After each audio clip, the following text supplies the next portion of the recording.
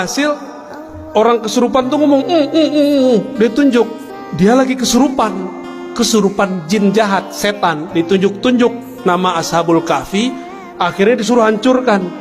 Senyum gak setan setelah itu?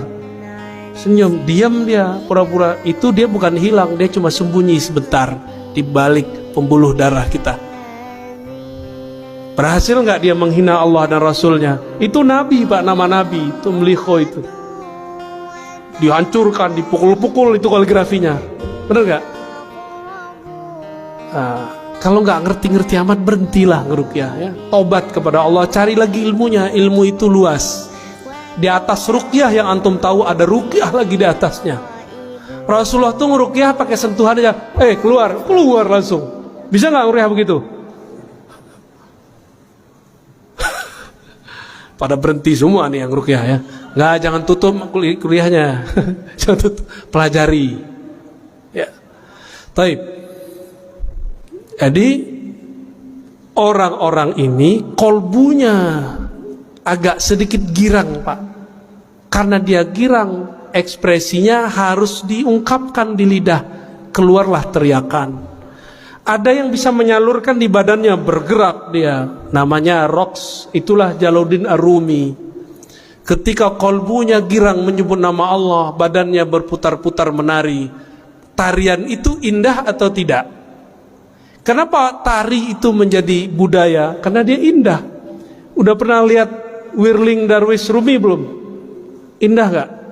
Indah sekali itu, muter, kuat itu.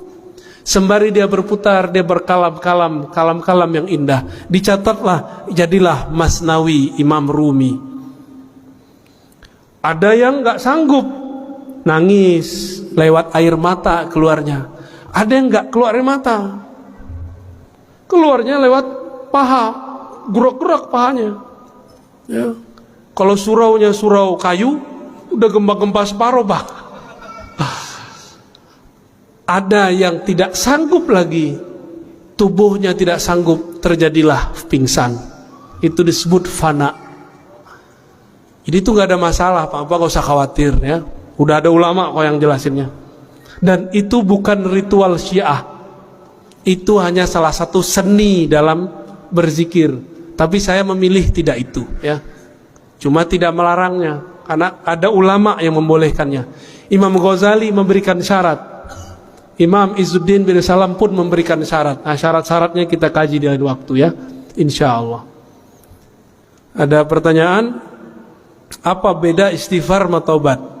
Istighfar itu minta supaya Allah mengampuni. Ampun itu bahasanya belum paham kali ya. Ghafara itu artinya ditutup, menutup. Minta supaya Allah mentipek dosa kita, itu namanya istighfar. Maka ghafara bermakna satara. Allah maghfir lana sama artinya Allah masturna. Di dalam Dalailul Khairat ada satu doa, Allah masturna bisitrikal jamil. Ya Allah, tutuplah aib kami dengan keindahan sifatmu. Itu minta istighfar namanya. Apa bedanya dengan tobat? Kalau tobat itu ada penyesalan. Setelah mengaku salah dalam istighfar, lalu menyesalinya dalam tobat, maka at-taubah an-nadam. Tobat itu ada penyesalan. Orang kalau nyesel nangis gak? Jadi antum kalau tobat belum bisa matanya berkaca-kaca, berarti tobatnya belum sungguh-sungguh.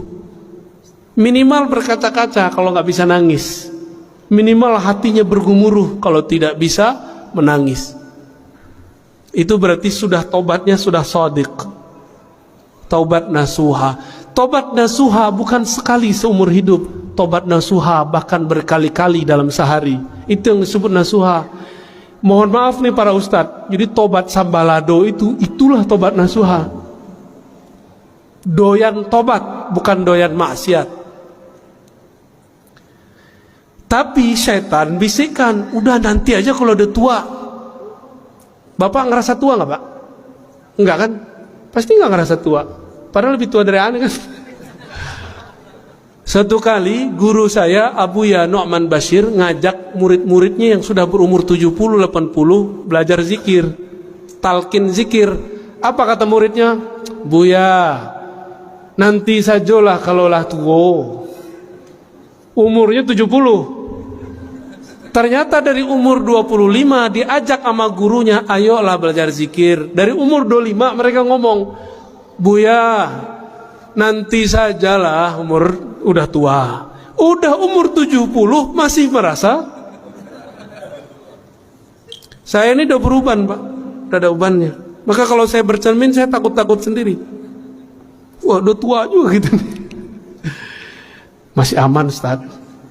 Antum 30 ya? Masya Allah, wajahnya 35. Wajahnya berapa, Tat? 29. Khomsa wa isyrun, waduh, 25.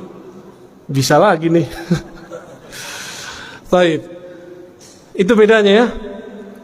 Istighfar itu kadang perlu diistighfarkan kembali, tapi kalau sudah tobat pasti dia nasuha.